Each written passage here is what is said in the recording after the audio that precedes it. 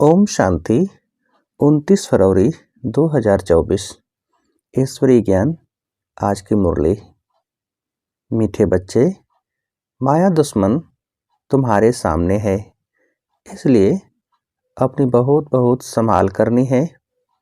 अगर चलते चलते माया में फंस गए तो अपनी तकदीर को लकीर लगा देंगे। प्रश्न: तुम राजयोगी बच्चों का मुख्य कर्तव्य क्या है? उत्तर: पढ़ना और पढ़ाना, यही तुम्हारा मुख्य कर्तव्य है। तुम हो ईश्वरी मत पर, तुम्हें कोई जंगल में नहीं जाना है। घर गृहस्थ में रहते शांति में बैठ बाप को याद करना है। अल्प और बे, इन्हीं दो शब्दों में तुम्हारी सारी पढ़ाई आ जाती है। ओम शांति। बाप भी ब्रह्मा द्वारा कह सकते हैं कि बच्चों गुड मॉर्निंग, परंतु फिर बच्चों को भी रिस्पॉन्ड देना पड़े। यहाँ है ही बाप और बच्चों का कनेक्शन। नए जो हैं, जब तक पक्के हो जाएं, कुछ न कुछ पूछते रहेंगे। ये तो पढ़ाई है। भगवान वाच भी लिखा है, भगवान है निराकार। यह बाबा अच्छी रीति पक्का कराते हैं, किसको भी समझाने के लिए, क्योंकि उस तरफ है माया का जोर। यहाँ तो वह बात नहीं है। बाप तो समझते हैं जिन्होंने कल पहले भरसा लिया है वह आपे ही आ जाएंगे। ऐसे नहीं कि फलाना चला न जाए, इनको पकड़ें, चला जाए तो चला जाए। यहाँ तो जीते जी मरने की बात है। बाप एडाप्ट करते हैं, एडाप्ट किया ही जाता है कुछ वर्षा देने के लिए। बच्चे माँ बाप के पास आते ही हैं वर्षे की लालच पर। साहूकार का बच्चा कभी गरीब के पास एडाप्ट होगा क्या? इतना धन दौलत आदि सब छोड़ कैसे जाएंगे? एडाप्ट करते हैं साहूकार। अभी तुम जानते हो बाबा हमको स्वर्ग की बादशाही देते हैं, क्यों न उनका बनेंगे? हर एक बात में लालच तो रहती है। जितना बहुत पढ़ेंगे उतनी बड़ी लालच होगी। तुम भी जानते हो बाप ने हमको एडाप्ट किया है बेहद का वर्षा देने। बाप भी कहते हैं तुम सबको हम फिर से 5000 वर्ष पहले मुआफिक एडाप्ट करते हैं। तुम भी कहते हो बाबा हम आपके हैं, 5000 वर्ष पहले भी आपके बने थे। तुम प्रैक्टिकल में कितने ब्रह्मा कुमार कुमारियां हो। प्रजापिता भी तो नामी ग्रामी है। जब तक शूद्र से ब्राह्मण न बने तो देवता बन न सके। तुम बच्चों की बुद्धि में अब यह चक्र फिरता रहता है। हम शूद्र थे, अभी ब्राह्मण बने हैं, फिर देवता बनना है।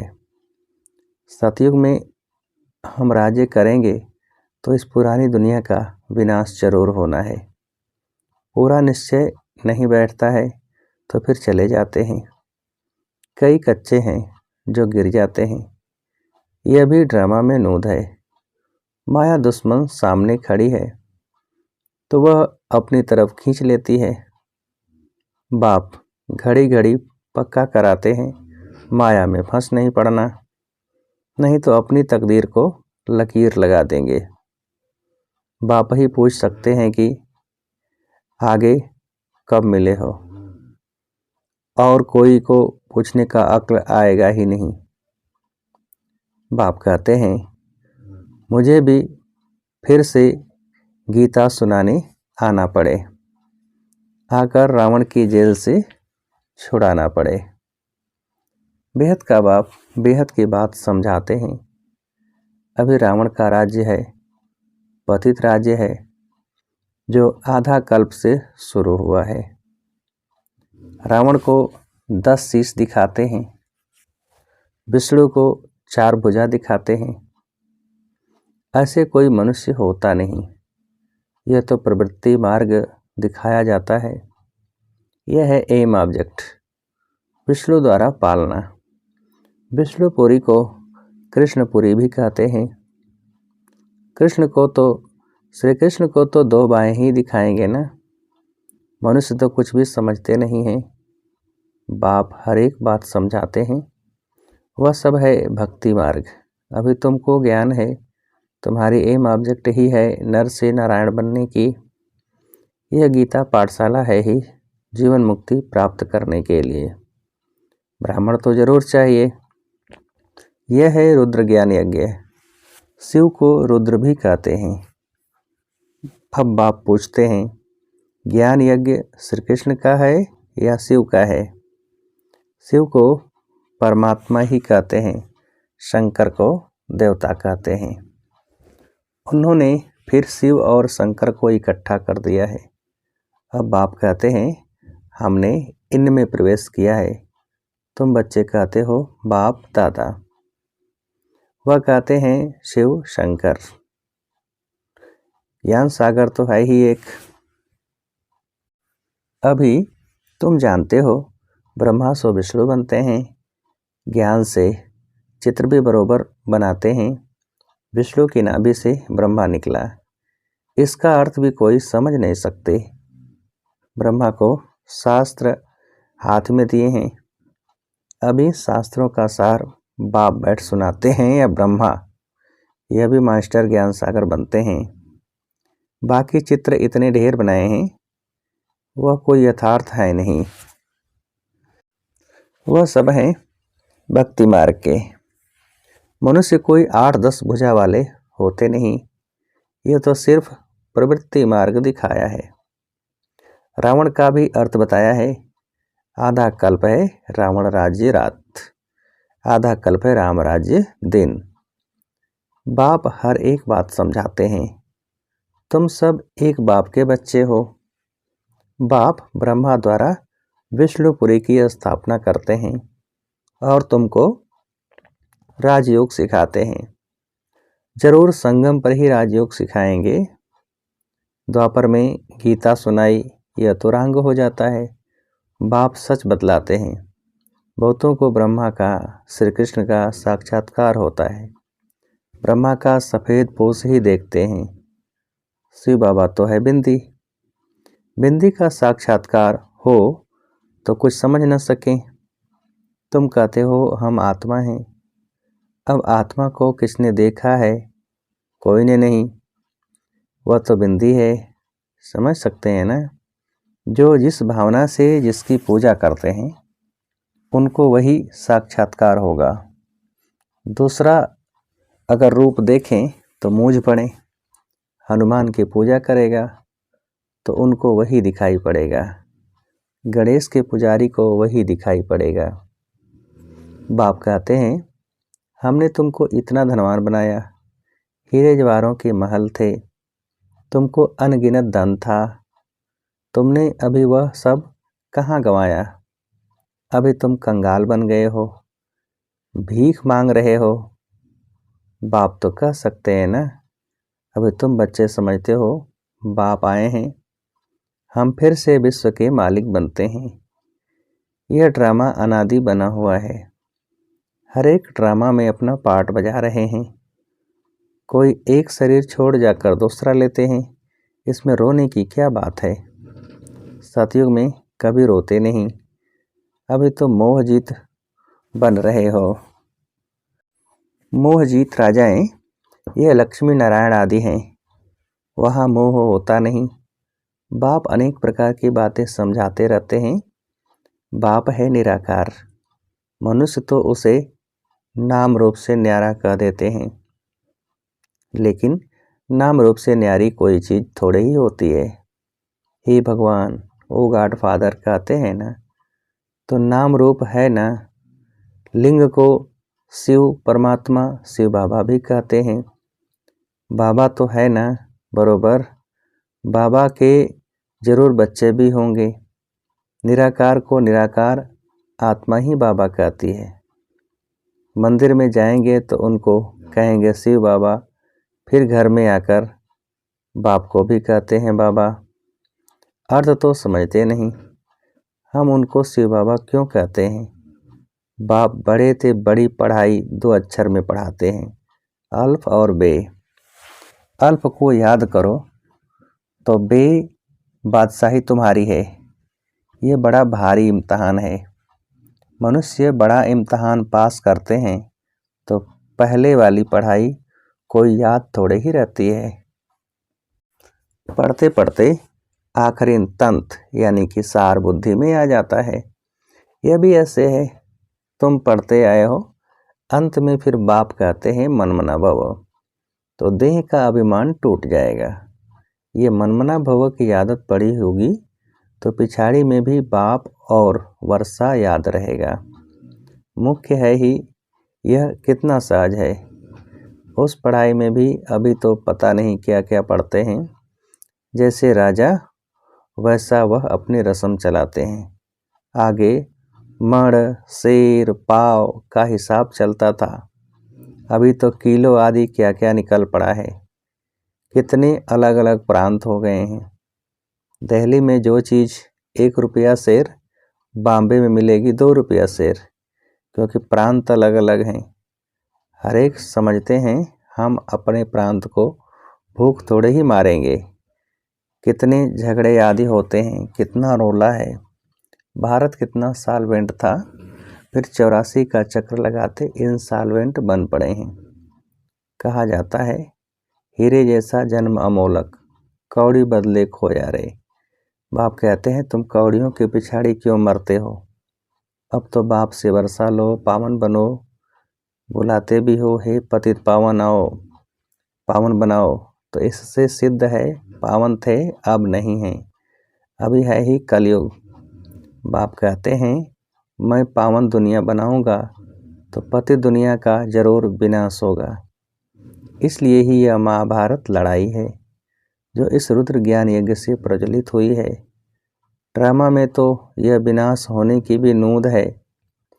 पहले पहले तो बाबा को साक्षात्कार हुआ, देखा इतनी बड़ी राजाई मिलती है तो बहुत खुशी होने लगी। फिर विनाश का साक्षात्कार भी कराया।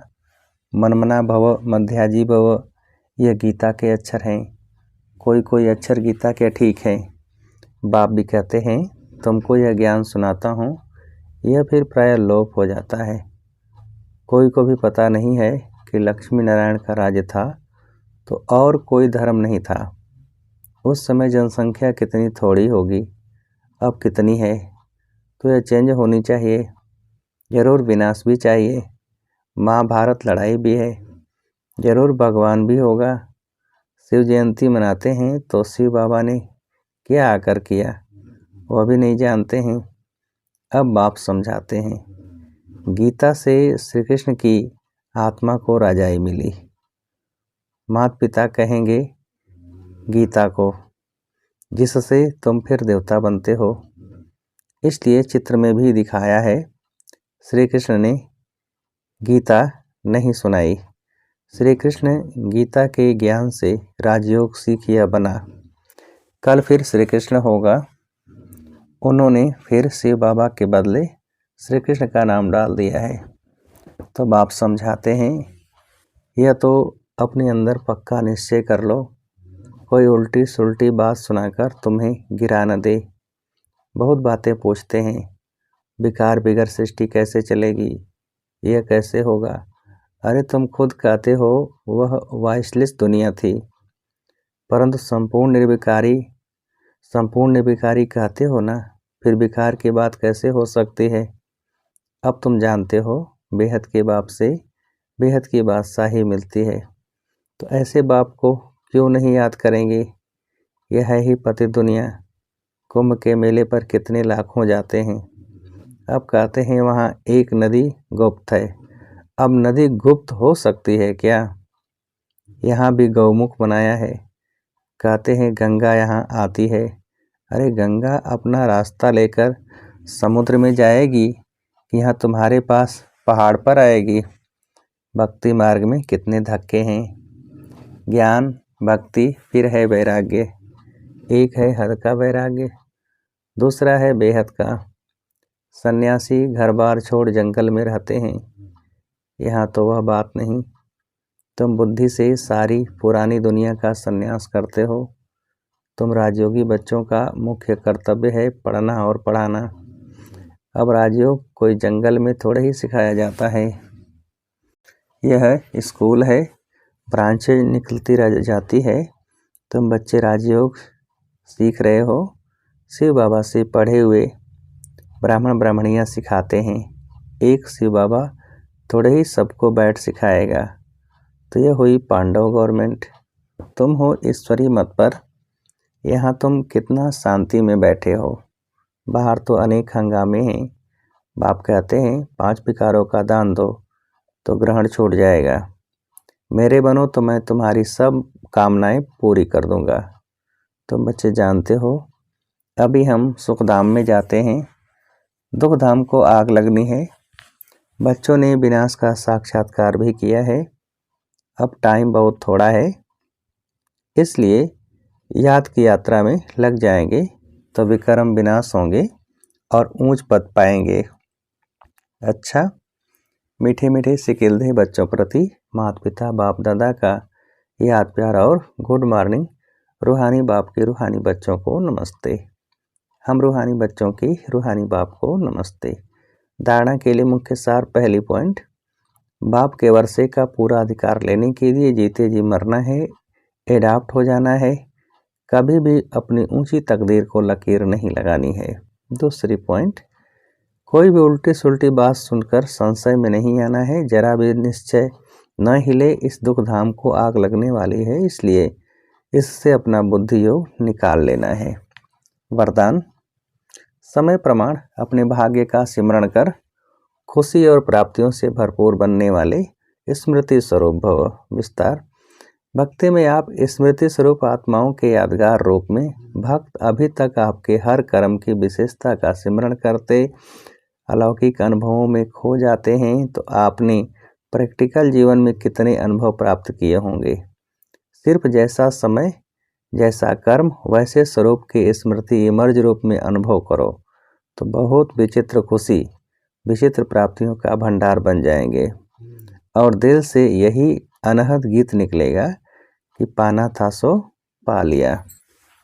स्लोगन, नंबर 1 में आना है तो सिर्फ ब्रह्मा बाप के कदम पर कदम रखते चलो। नंबर 1 में आना है तो सिर्फ ब्रह्मा बाप के कदम पर कदम रखते चलो। अच्छा, ओम शांति।